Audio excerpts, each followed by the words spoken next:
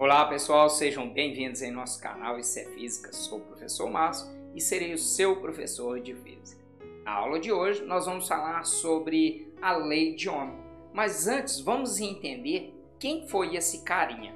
O genial George, ele nasceu em 16 de março de 1789 na Alemanha. Seu pai era um serralheiro e a mãe era filha de um alfaiate e ambos não tiveram uma educação formal. Porém, isso não foi um problema, pois o pai de George, ele era um ótimo autodidata e com isso ele conseguiu dar uma excelente educação para os seus filhos, do qual ele tinha 7 irmãos. Infelizmente, apenas 3 sobreviveram. E o pai de George, ele focou o ensino em 4 grandes pilares: a matemática, a física, a química e a filosofia. Aos 11 anos, ele iniciou os estudos escolares, mas não gostou nadinha. Isso por causa do estilo tradicional que era bem engessado na época. E isso já demonstrava a grande inteligência de George. E esse incômodo ele acabou chamando a atenção de Carl Christian, que era um professor da universidade da cidade onde ele nasceu. Então ele preparou George para se ingressar na universidade. Em 1805 ele consegue se formar. No ano de 1817 ele começa os experimentos no laboratório de física e durante todo esse período de estudos ele nunca te deixou de estudar de forma autodidata, do qual ele aprendeu com seu pai. Eu tô atrás dele, não paro. Quando eu não pegar, eu não paro. Meus queridos, em 1849 ele realiza o seu grande sonho em se tornar professor na Universidade de Munique. E em 1852 ele consegue também a grande desejada cadeira de física. Porém, em 1854, George falece aos 65 anos de idade. Mas para a humanidade, o seu maior feito já tinha acontecido há 27 anos antes. Em 1825, aconteceu a publicação dos primeiros dados que seria então o embrião das famosas leis de Ohm. E nos anos seguintes, ele foi aperfeiçoando esses estudos e respondendo às dúvidas dos críticos, resultando assim na primeira e a segunda lei de Ohm, que são fundamentais para estudar e compreender que nos dias de hoje nós chamamos de resistência elétrica de um condutor. No ano de 1893, o Congresso Mundial Elétrico decidiu colocar o nome desta unidade como Ohm. E as homenagens a George foram tantas que até mesmo na Lua esse grande cientista foi homenageado, pois lá existe uma cratera chamada de cratera de Ohm. Legal, né? A história de sua vida. Vamos entender agora essas suas leis? Então, vem comigo.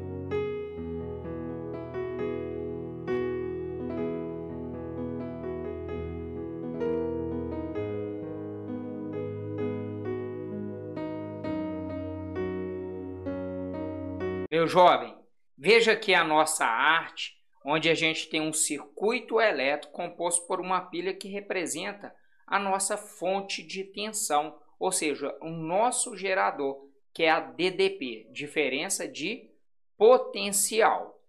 E nós temos aqui também um fio condutor.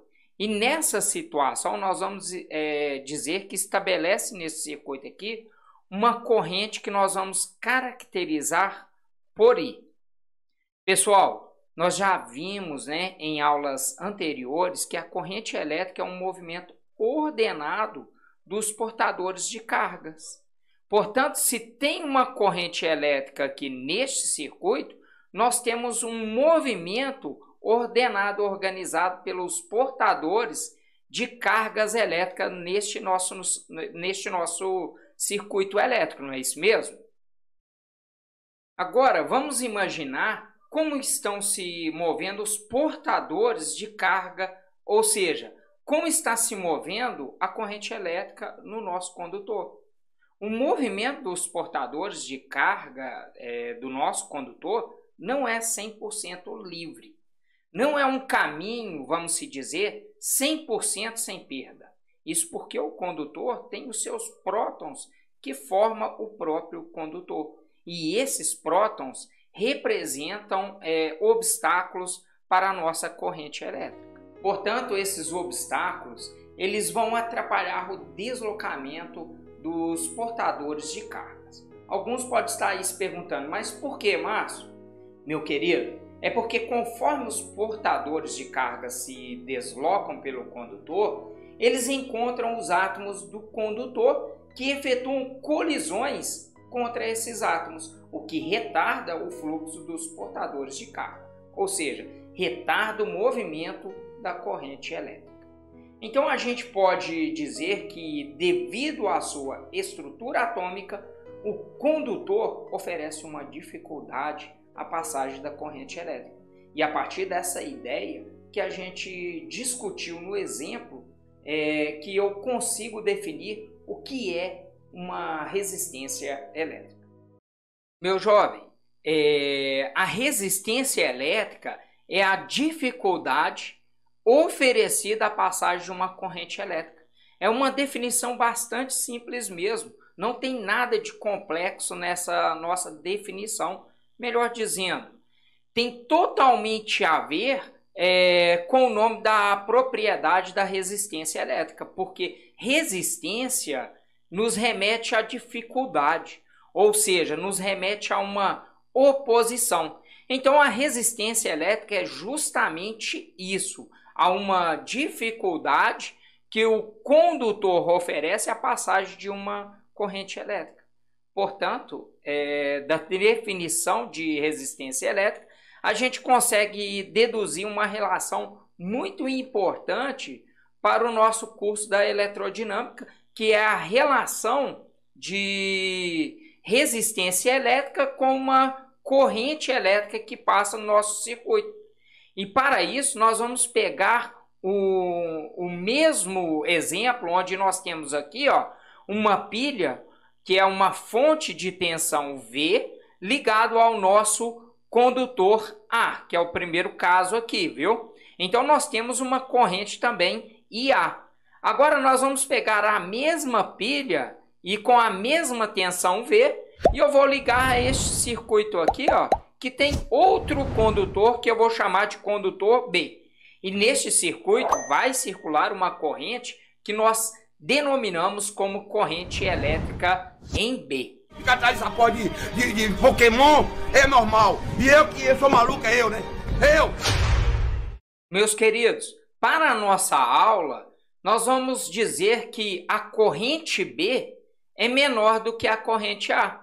Neste nosso exemplo aqui, veja que nós estamos aplicando a mesma tensão V em condutores diferentes e estamos obtendo corrente elétrica diferente. O que nós podemos deduzir da resistência elétrica a partir desta situação? O que vocês acham? Vejam bem, se a resistência elétrica é uma dificuldade oferecida a uma passagem da corrente elétrica, onde há menos corrente percorrendo o nosso circuito com a mesma tensão, significa que o nosso circuito ele teve mais oposição à passagem dessa corrente por ela. A conclusão é o seguinte: para uma mesma tensão V, quanto maior for a nossa resistência elétrica, menor será a corrente elétrica. Portanto, a corrente elétrica e a resistência guardam uma relação, vamos se dizer, de inversamente proporcional. Quanto mais resistência tiver, menos corrente vai passar e vice-versa. Quanto menos resistência, mais corrente vai estar circulando pelo nosso condutor elétrico. E dessas relações, eu consigo obter uma expressão matemática para a resistência elétrica, conforme está nessa nossa arte aqui. A resistência elétrica é a razão entre a tensão sobre a nossa corrente. Essa é uma expressão da resistência elétrica. E a resistência no SI, no Sistema Internacional de Unidades de Medida, onde nós temos que a tensão é volt e a corrente é amperes, ou seja, volt por amperes, que recebe o nome de Ohm, George Ohm. E foi o cara que definiu o que é a resistência elétrica. E é por isso que a unidade de resistência elétrica recebe o nome dele. Nada mais que justo, né? Se a gente pegar os termos desta equação e começar a organizar, ou seja, isolando a nossa tensão, nós vamos obter uma expressão onde a tensão é igual à resistência vezes a corrente, do qual é a forma mais comum que vocês vão encontrar nos livros didáticos. Ou seja, essa é a primeira lei de Ohm, ou simplesmente a lei de Ohm. Meu jovem, agora vamos falar sobre a nomenclatura, ou seja, qual a diferença entre um resistor e a resistência. Meu querido, o resistor é um dispositivo que oferece a propriedade conhecida como resistência. Veja bem, no chuveiro elétrico possui um resistor e esse resistor oferece no circuito, uma resistência elétrica. Então entende-se que resistor é um dispositivo e a resistência é a propriedade que esse dispositivo apresenta. Mesmo que a resistência do chuveiro venha a se queimar, a primeira coisa que a gente fala é o que precisamos trocar, a resistência do chuveiro. Mas quando nós vamos em uma loja para comprar uma resistência, na verdade estamos comprando um resistor que representa ou que apresenta uma propriedade conhecida como resistência elétrica.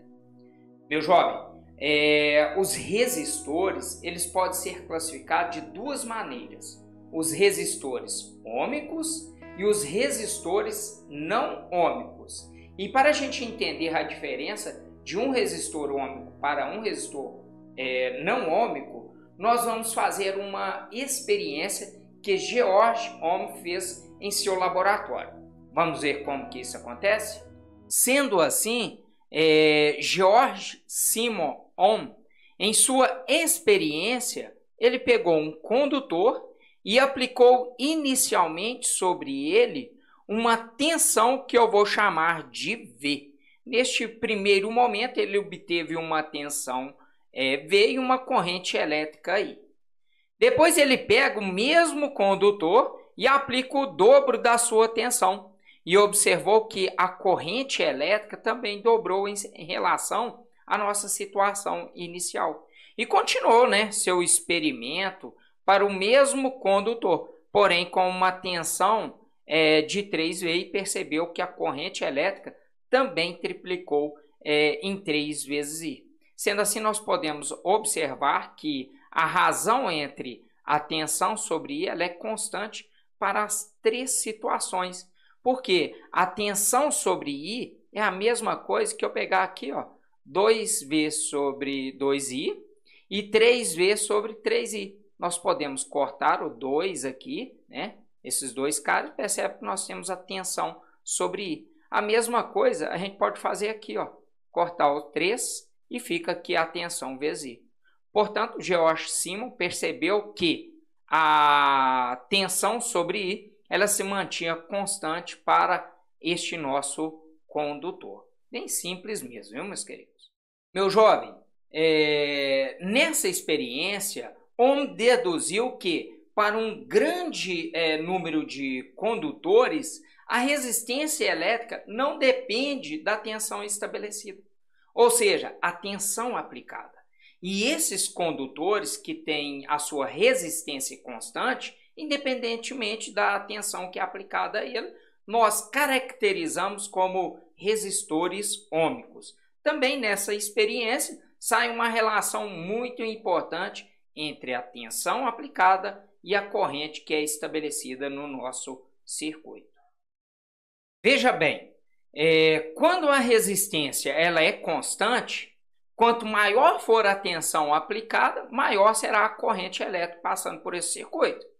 Portanto, a corrente elétrica é proporcional à nossa tensão.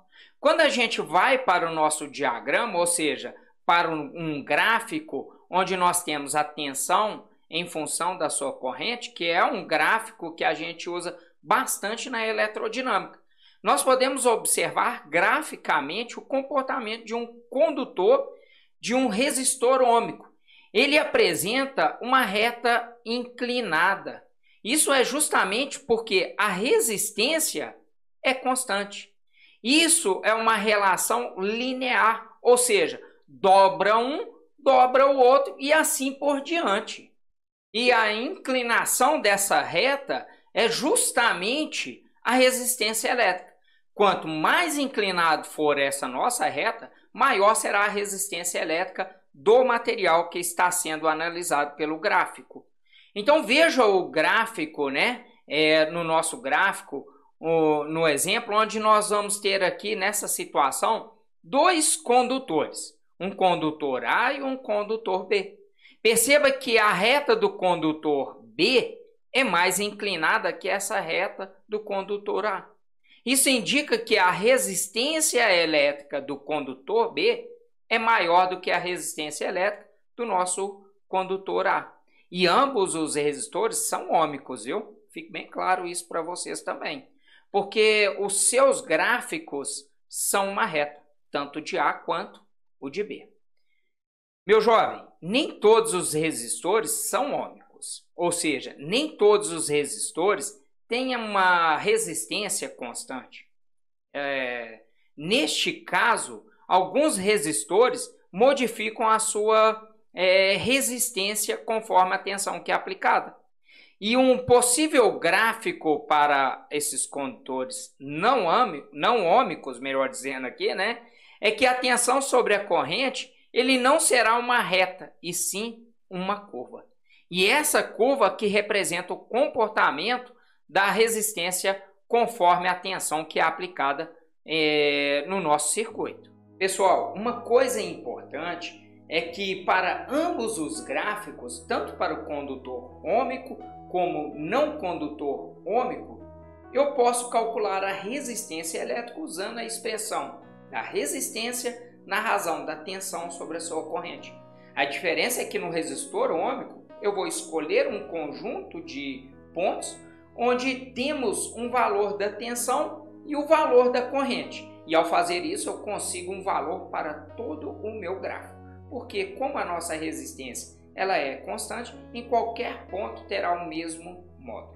Por outro lado, quando o resistor não é ôhmico, eu posso usar a expressão da resistência, que é a razão da tensão sobre a sua corrente, porém o valor que eu achar para um ponto no meu gráfico, ele só vale para aquele ponto que foi calculado, porque a resistência não é mais constante. E o que é bem comum também acontecer com o resistor é o seguinte, veja bem. Meu querido, ele pode ser ôhmico até uma certa faixa de tensão, ou seja, de um valor mínimo até um valor máximo. O condutor se comporta de uma maneira ôhmica. A partir deste momento que ele ultrapassa o valor da tensão, o condutor passa a se comportar de uma maneira que nós dizemos que é não ôhmica. Então se diz que ele é ôhmico para um certo intervalo de tensões. E sua resistência vai ser constante nesse intervalo do qual está tendo essa tensão.